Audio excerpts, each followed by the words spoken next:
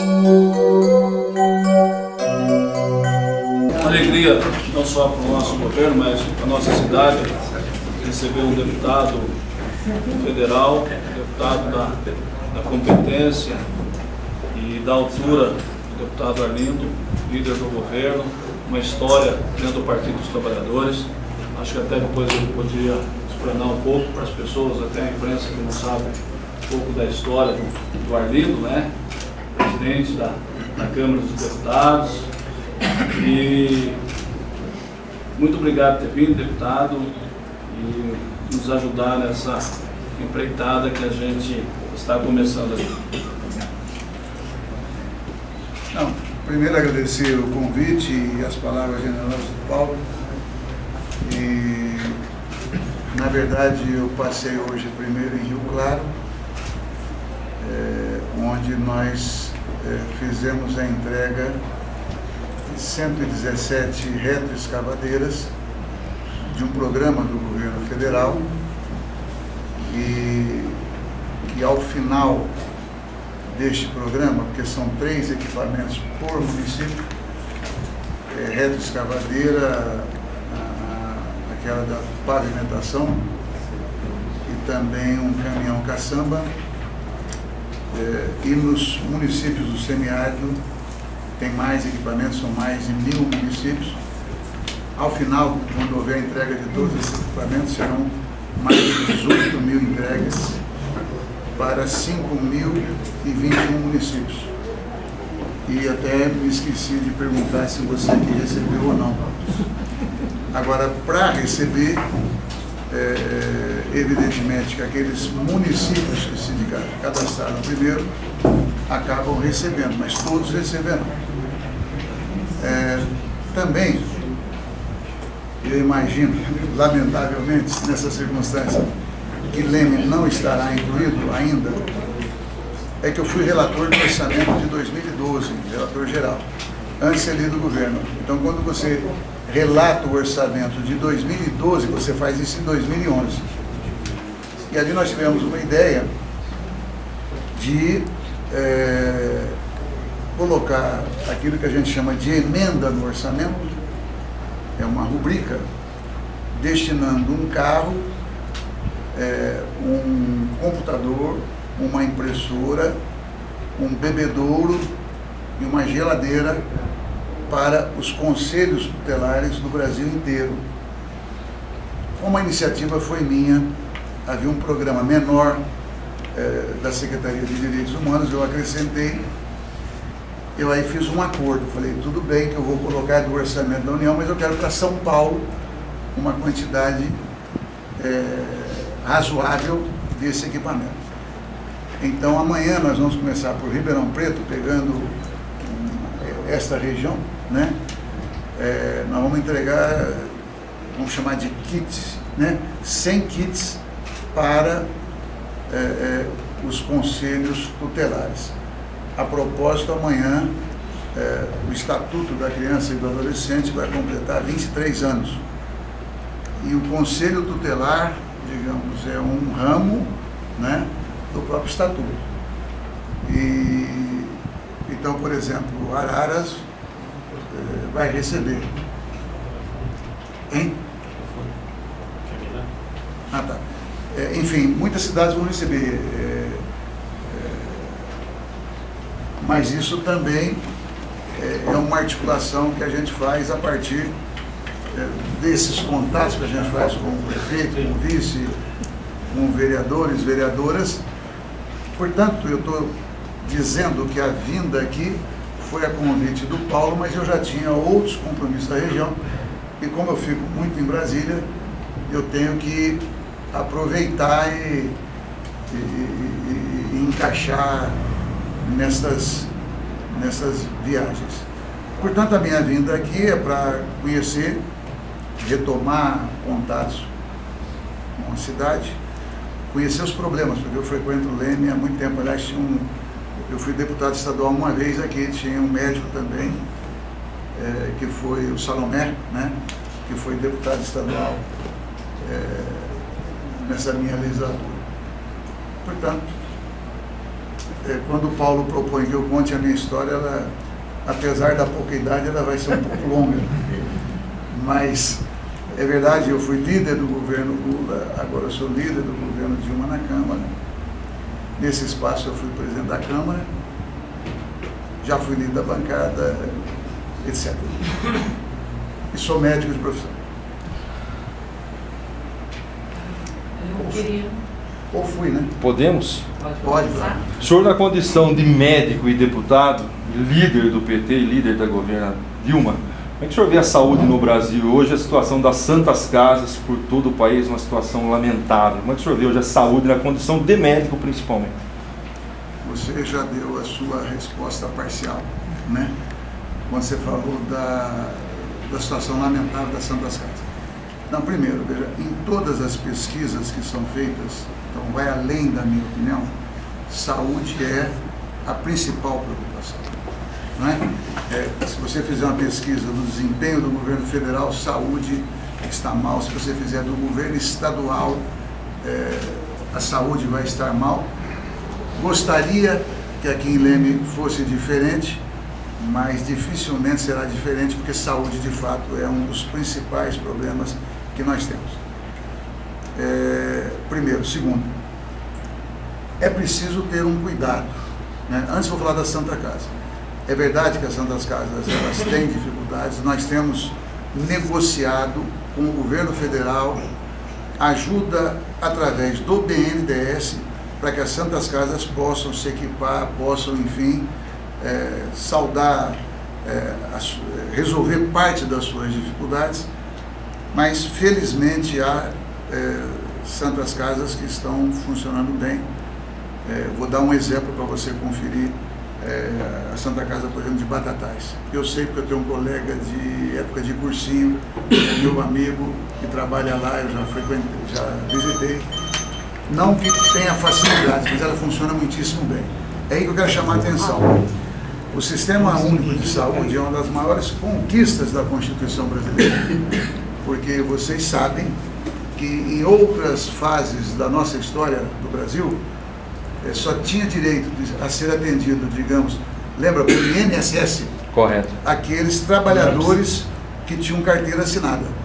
Então, aqueles que não tinham carteira assinada, que eram os trabalhadores rurais, né, que não tinham direito sequer à aposentadoria, que era o desempregado, que era o trabalhador autônomo, que era a dona de casa, então, a maioria não tinha acesso ao Sistema Único de Saúde. Eu estou falando isso em defesa de um sistema que, na minha opinião, é uma das melhores páginas da Constituição brasileira. E é muito comum se dizer que os planos de saúde, que as operadoras, que as seguradoras facilitam o SUS porque atendem 40 milhões de brasileiros.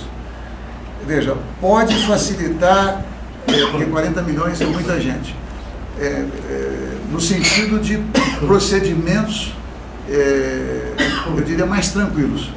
Agora, eles ganham muito dinheiro exatamente porque quando uma pessoa faz um plano de saúde, normalmente não cobre todas as patologias. Aí, não cobre câncer, para dar um exemplo. Aí a pessoa precisa fazer, está com um tumor na cabeça, precisa fazer uma neurocirurgia, não vai fazer.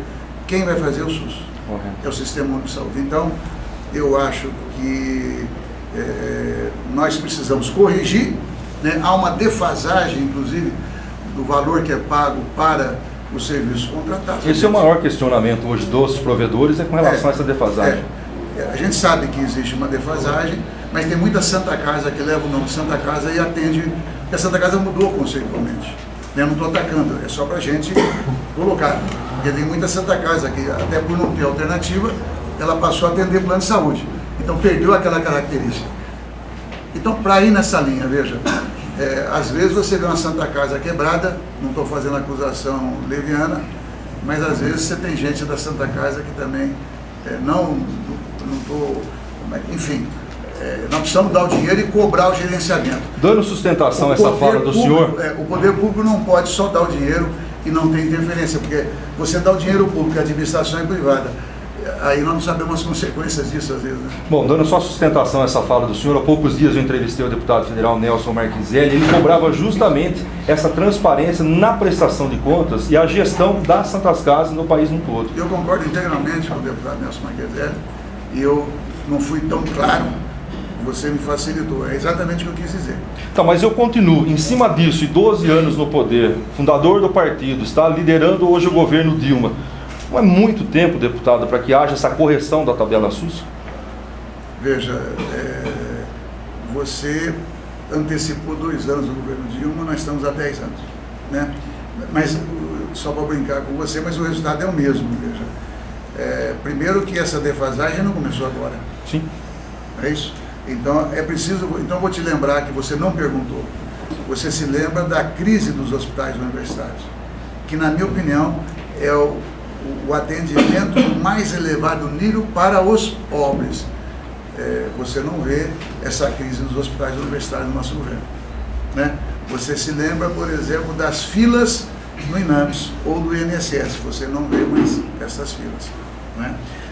Você tem, por exemplo, os programas como o SAMU, que não existia.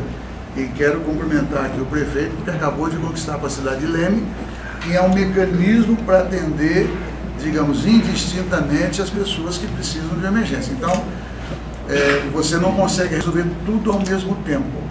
Então, eu reconheço aquilo que ainda é insuficiente, mas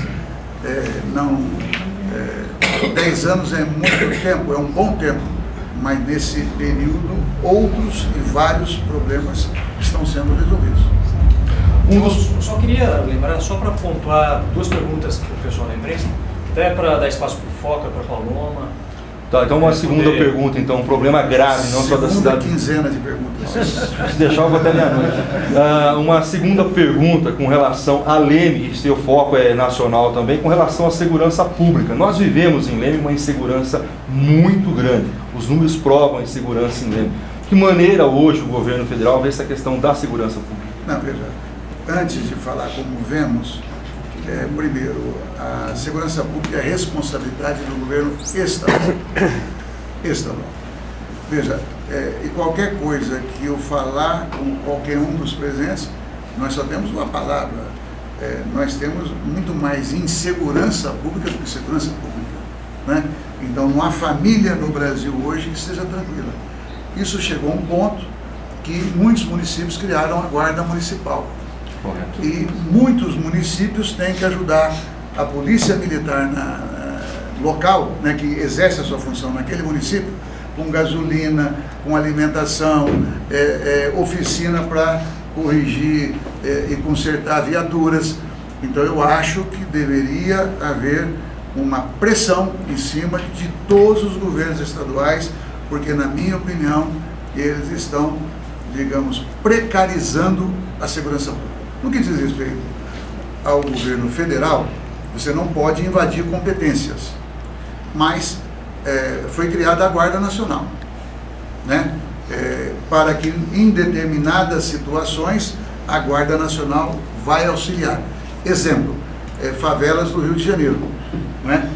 Não é competência do governo federal, mas o governo federal não poderia e não vai e não está se omitindo frente às situações, eu diria, vamos chamar de maior risco ou de maior complexidade, porque onde é que chega um desafio, né? Um desafio que normalmente a oposição atribui ao governo federal, mas eu vou tentar mostrar que é do governo federal, mas não só. Você tem, por exemplo, uma das causas, a gente não pode simplificar, uma das causas da violência é o consumo de drogas. Aí a oposição fala, mas por que é que o governo federal não controla as fronteiras? Bom, isso é parte de uma verdade muito maior, mas às vezes a imprensa divulga nas cidades, em São Paulo, em qualquer cidade, quais são os pontos de droga e a polícia daquele estado não age. A começar do estado de São Paulo, né? Então eu acho que o melhor caminho é haver uma estruturação, que o governo federal, que há divergências. E aí, eu como médico, eu acho que a questão da droga é muito mais de saúde pública do que de segurança pública. Não é isso? as melhores experiências que existem no mundo é você evitar o consumo e a partir dali você dá o tratamento para o viciado, porque você tira aquele viciado da mão do bandido, porque o tráfico ele cresce fazendo a venda ilegal, né? Porque ele pode vender mais caro. Mas isso como parte de um problema de segurança pública também, eu acho que aí entra a responsabilidade das polícias do estado, de cada estado do Brasil inteiro. E respeitosamente, veja, a gente não pode generalizar, né? Assim como eu não admito generalizar sobre deputados, eu não faço isso jamais, como nunca fiz. Mas nós temos problema também nos aparelhos policiais, né?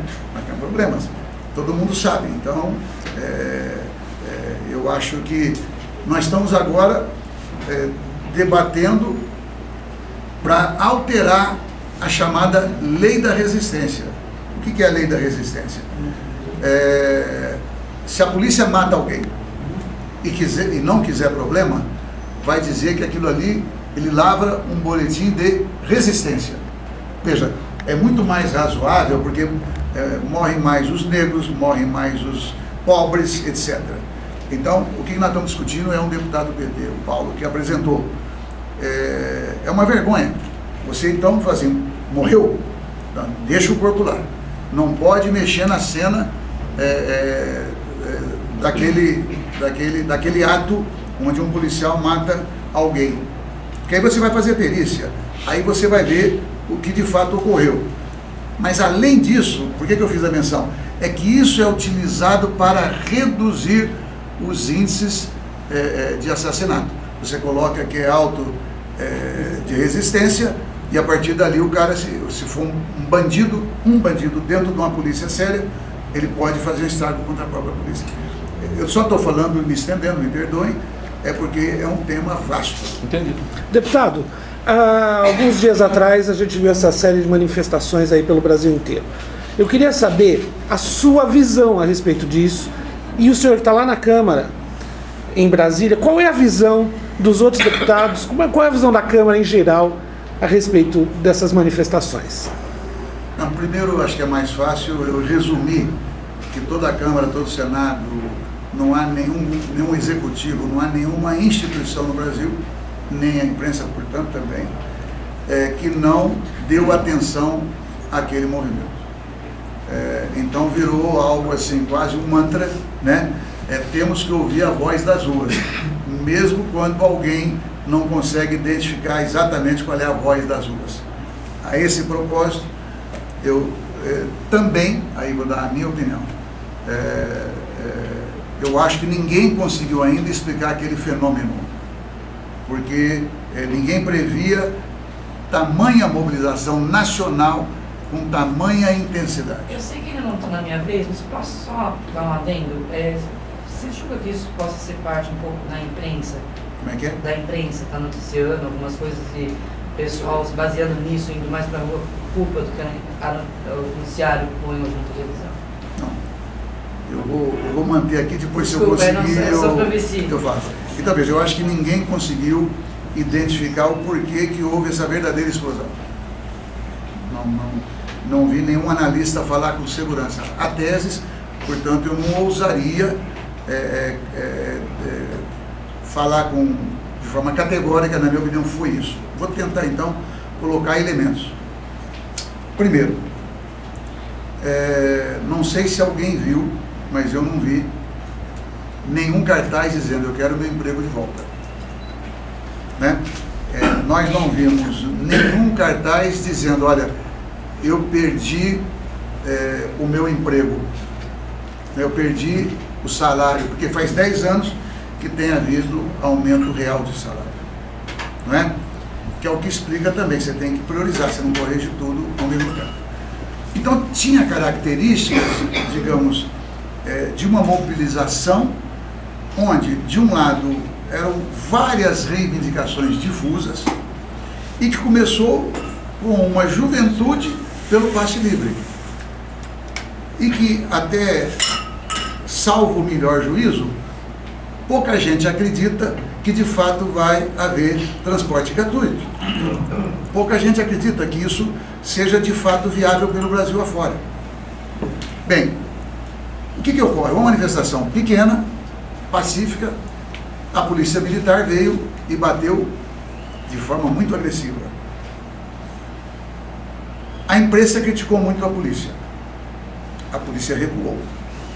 Então ficou nítido que ali houve maior liberdade. Então houve, digamos, de um lado, a solidariedade àqueles jovens, aquela movimentação, e de outra parte, eu acho que muita gente se sentiu estimulada a protestar, né? Então, de uma maneira difusa, não há ninguém entre nós aqui que não tem uma reclamação para fazer. Sim. Não é? Já surgiram aqui problemas. Então eu acho que aquilo foi uma explosão de manifestação de forma diluída. Bom, mas não, veja, nós estamos no 2º ano consecutivo da maior seca dos últimos 50 anos. Felizmente aqui alguns não se lembram, para eles. Mas nós, os que temos juventude acumulada, brincando, veja, quando havia seca, havia saque de supermercados. A imprensa pedia alimentos. Não era isso para mandar para o Nordeste. Não está tendo saque. Então, veja, o mundo inteiro fala, mas o que está acontecendo no Brasil?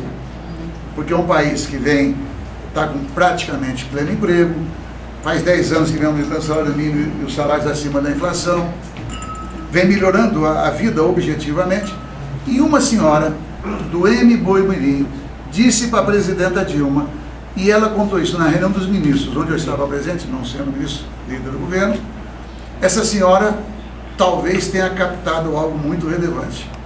Ela falou, presidenta, nós estamos aqui, nós gostamos da senhora, a nossa vida melhorou da porta de casa para dentro, porque nós temos agora emprego, nós temos geladeira, enfim, máquina de lavar, meu filho comprou um carro. Esta senhora tinha um filho que tinha conseguido uma vaga no ProUni, ela não tinha uma queixa do ponto de vista do governo federal, porque aquilo era conquista da família. Ela falou assim, só que da casa para fora a vida só piorou. Aí entra a questão da segurança, aí entra a questão da chamada mobilidade urbana, porque a pessoa pobre que mora na periferia de São Paulo, por exemplo, comprou o carro, só que o congestionamento é tamanho que não consegue sair do seu bairro.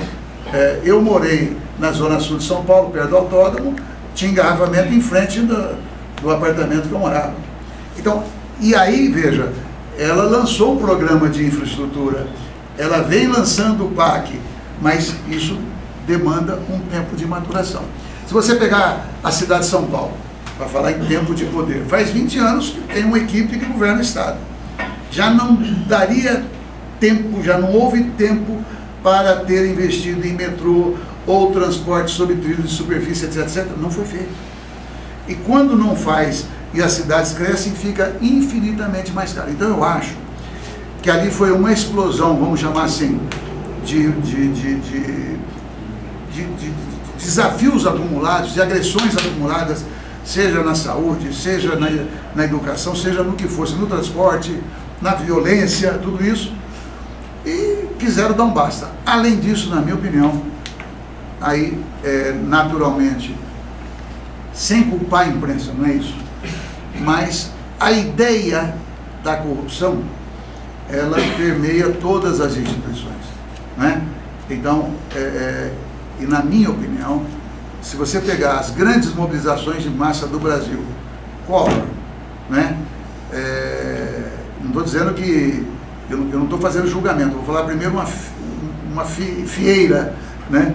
Então, se você pegar Collor, a deposição, o golpe militar em 64, a campanha que fizeram contra o Juscelino Kubitschek, a campanha que fizeram contra Getúlio, sempre foi muito trabalhado a tese da corrupção, sendo verdade ou não. O golpe de 64 tinha 3 consignas. O golpe foi dado com o seguinte discurso: para combater a inflação, a corrupção e a subversão. E deram um golpe, se apoiando naquela marcha com Deus pela liberdade, que tinha 100 mil pessoas. Então, o que tem a se comemorar, né, é que a sociedade brasileira está viva, está mobilizada e ninguém pensa igual. Nossa. Falando de Leme agora, eu quero falar sobre um problema que está um pouco fora de foco momentaneamente, tá? Há um tempo atrás foi feito um decreto que vai haver um presídio aqui na cidade de Santa Cruz da Conceição. Esse presídio hoje, o promotor conseguiu adiar um pouco a construção dele devido a um problema ambiental, mas o que ocorre? Santa Cruz da Conceição não tem um hospital, não tem polícia, então usa-se o quê? O Hospital de Leme, a Polícia de Leme, e o nosso prefeito trouxe pra gente as casas populares, ótimo, né?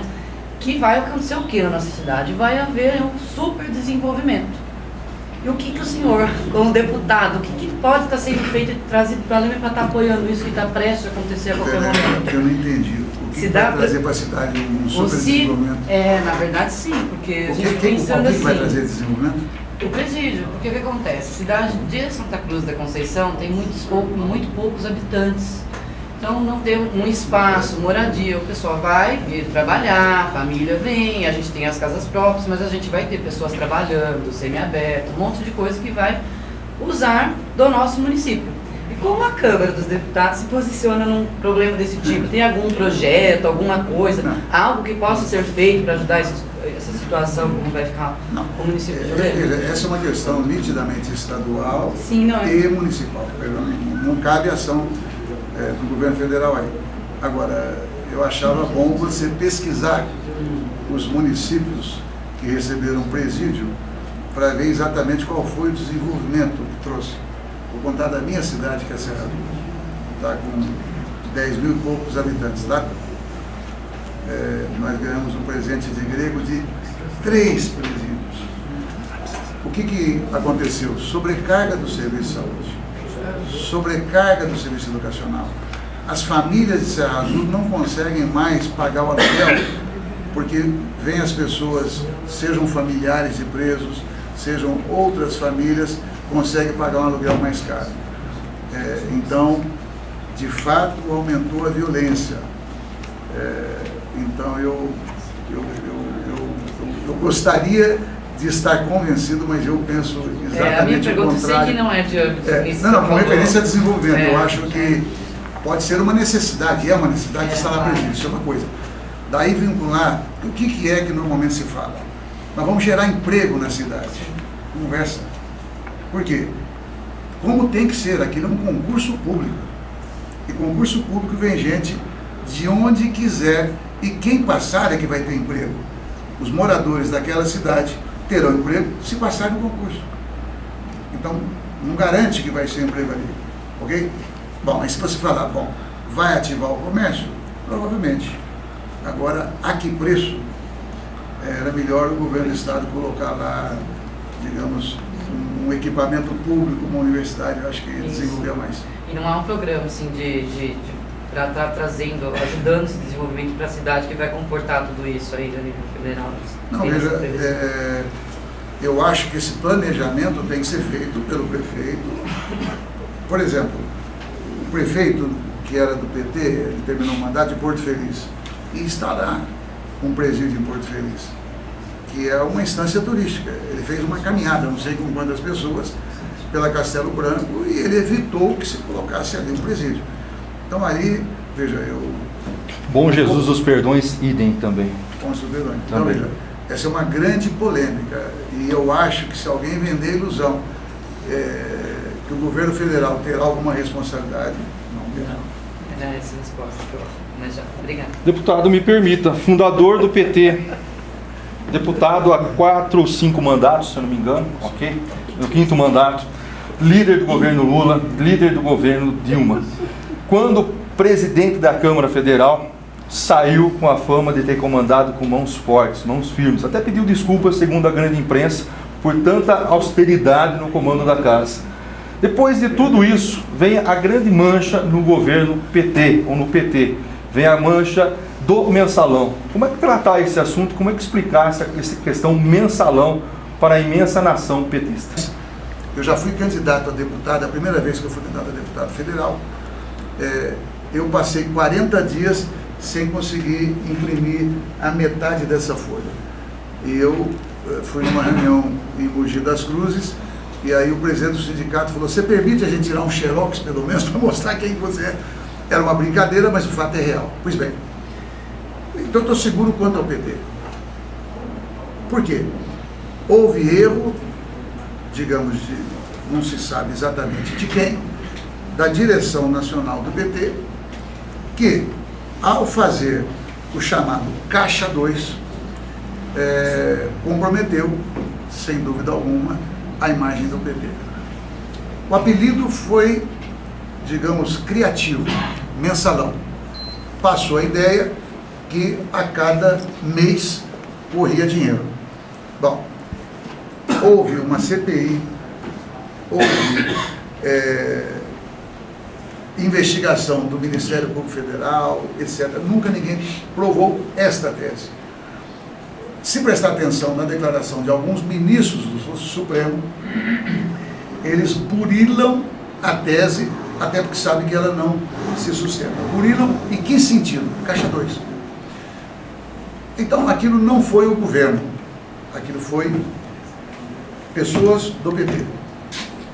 O Delúbio, que era o secretário, na época nunca fugiu da sua responsabilidade, merece ser respeitado por isso. Ele não fugiu, né? Não, fiz, vou pagar, e portanto, eu vi a situação que sobrou para o PT, mas o PT fazia alianças. Então, eu vi gente de outro partido que fazia aliança com o PT em estado, por exemplo, do Norte, não vou dar o nome, mas um dia, se necessário, num debate público, o farei. E aquele dinheiro que ia para o diretório do PT estadual de um determinado estado, o coitado do presidente do PT estadual, ele ia lá pegar e não sabia como tinha sido vindo o dinheiro, se era Caixa 2, se não era, e esse teve que responder por uma situação, então foi muito dramático. Apesar disso tudo, veja, nós não temos o que comemorar. Eu acho que foi um episódio ruim, nós não merecíamos aquilo. Mas, evidentemente, que cada um de nós e o próprio PT tem a sua história. O fato é que o PT, ele é o partido que tem, digamos, o maior índice de apoiamento, em torno de 25%. Em alguns lugares mais, em alguns lugares menos. Se somar todos os outros grandes partidos, todos os partidos não chegam a essa cifra do PT. Então, eu acho que, sem minimizar um episódio como aquele, mais a população nos julga pelo conjunto e não por esse infeliz episódio.